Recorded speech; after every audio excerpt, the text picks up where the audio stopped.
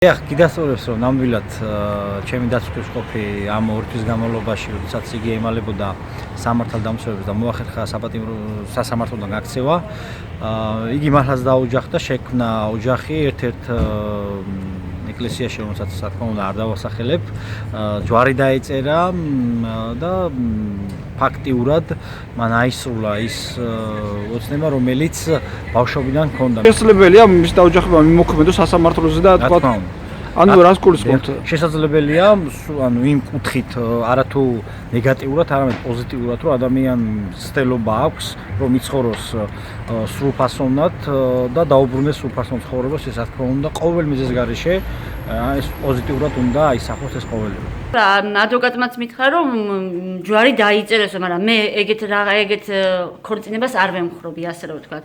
ჩემი შვილი ციხეში იყოს და ეს ქალბატონი გარეთ ბრძანდებოდეს, არაკანონიერი, არ არის მოსაწონი ესეთი, ეს ოჯახი არ არის, ჯერ ერთი.